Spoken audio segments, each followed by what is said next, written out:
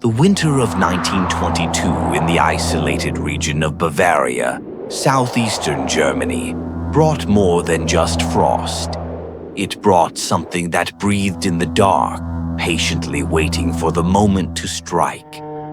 Imagine the terror of waking up in a farmhouse, far from everything, and finding heavy footprints in the snow leading from the forest directly to your window, only to realize, with your blood turning to ice, that there were no return tracks. Something entered the Hinterkaifeck farm, and that something decided its new home would be the attic, directly above the beds where the Gruber family tried to sleep. Life at Hinterkaifeck became a nightmare of ignored signs. An unfamiliar newspaper appeared on the porch.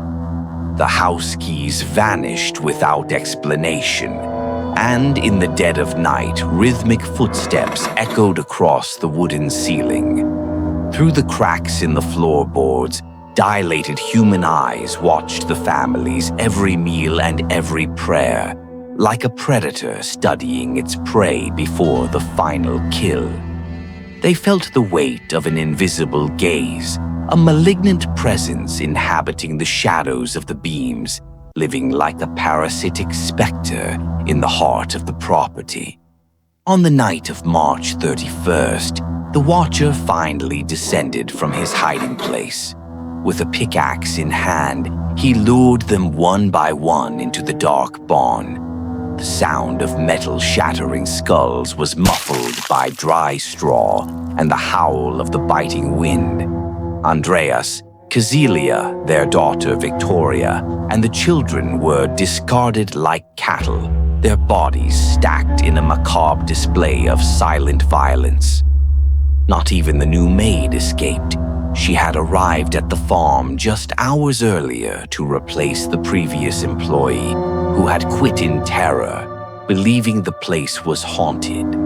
Little did she know the true monster was made of flesh and bone.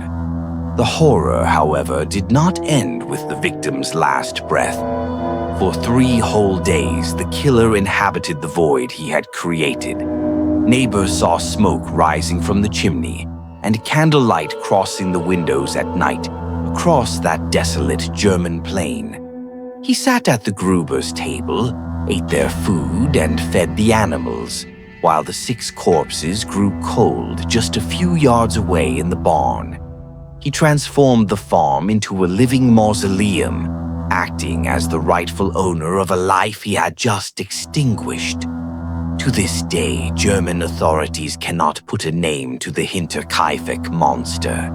The ground of that farm has been leveled, but the question remains suspended in the frigid Bavarian air. Who was the man who lived in the attic? And as you listen to this record, are you sure there isn't someone in your house watching you right now?